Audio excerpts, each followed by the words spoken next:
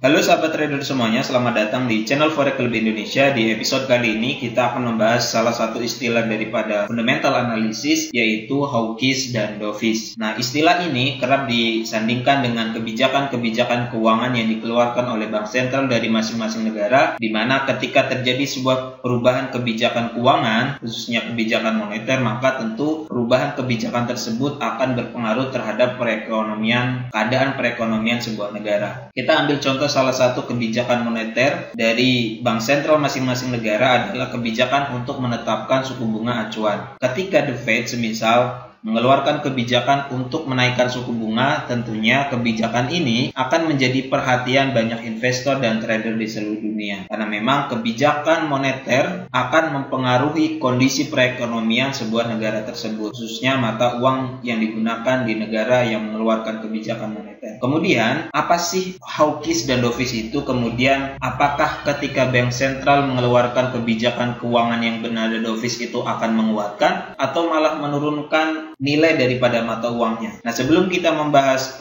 hawkish dan dovish, sebelumnya kita belajar dulu tentang siklus daripada ekonomi sebuah negara, di mana ketika perekonomian sebuah negara dalam kondisi yang terpuruk atau ekonominya sedang macet, maka kebijakan keuangan yang dikeluarkan oleh bank sentral dari masing-masing negara adalah kebijakan untuk menurunkan suku bunga sampai dengan di bawah 0%.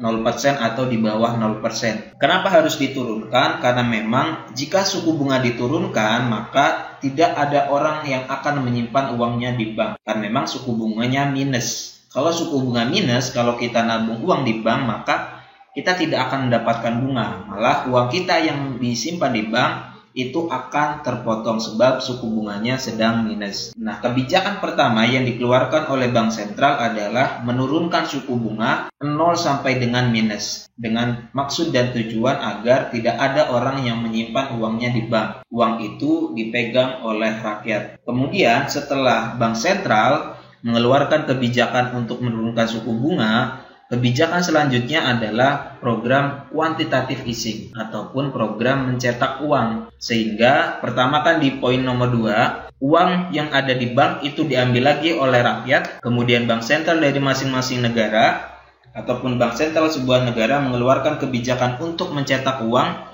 sehingga efeknya adalah jumlah uang yang beredar di masyarakat ini sangat banyak. Minimal uang yang dipegang oleh rakyat digunakan untuk memenuhi kebutuhan kehidupan sehari-harinya, atau setidaknya uang itu bisa dipergunakan untuk membangun sebuah usaha.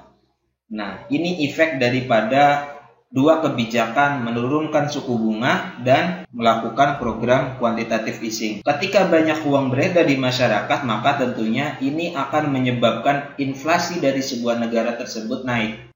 Dan inflasi ini merupakan salah satu indikator bahwa negara tersebut merupakan negara yang maju. Kemudian setelah inflasinya naik, maka kebijakan selanjutnya adalah bank sentral menaikkan suku bunga acuan. Karena memang di dalam kondisi negara yang inflasinya sudah mencapai target, maka perekonomiannya sudah membaik. Perekonomian membaik, pabrik-pabrik bisa melakukan produksi, kemudian ada penyerapan tenaga kerja, kemudian company-company yang ada di sebuah negara tersebut mampu membayar pajak kepada negara, maka tentunya kebijakan selanjutnya yang dikeluarkan oleh bank sentral adalah menaikkan suku bunga. Nah, menaikkan suku bunga ini dengan maksud dan tujuan agar jumlah uang yang tadinya banyak beredar di masyarakat tersebut kembali lagi ke perbankan. Nah, ini merupakan siklus daripada kebijakan perekonomian sebuah negara. Pertama, saya ulangi lagi, ketika ekonomi sebuah negara terpuruk, maka kebijakan keuangan yang dikeluarkan oleh bank sentral adalah pertama, mereka akan potong dulu suku bunga acuannya sehingga sampai minus.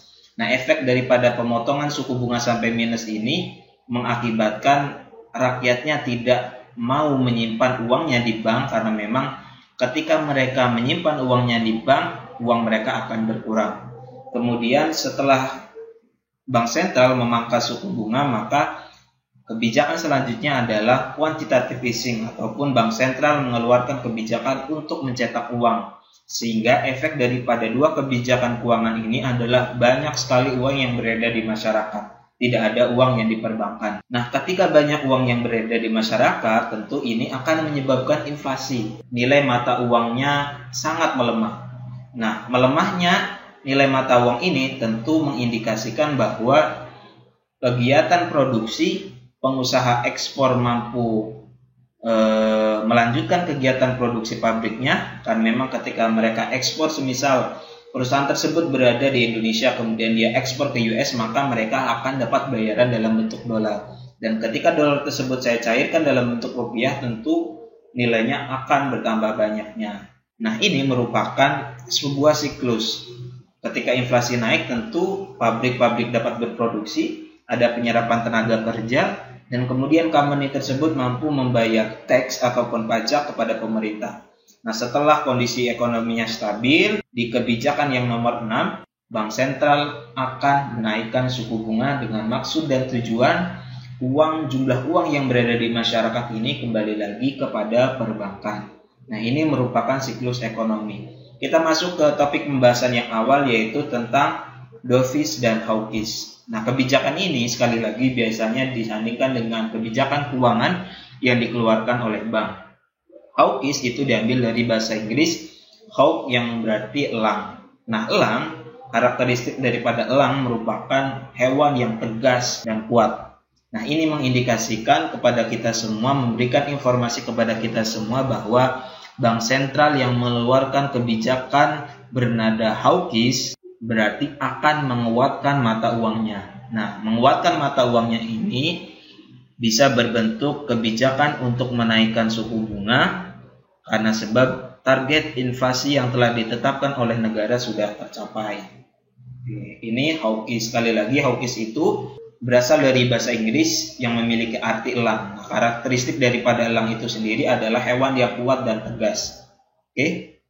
Banyak data-data ekonomi ataupun berita-berita ekonomi yang biasanya ada statement bahwa bank sentral mengeluarkan kebijakan yang bernada hawkish. Nah, ini memberikan informasi kepada kita sebagai trader semuanya bahwa bank sentral dari negara tersebut akan menguatkan mata uangnya. Semisal The Fed mengeluarkan kebijakan keuangan yang bernada hawkish. Nah, ini mengindikasikan bahwa USD akan menguat terhadap beberapa mata uang lainnya. Sedangkan dovish itu berasal dari bahasa Inggris dove yang memiliki arti merpati.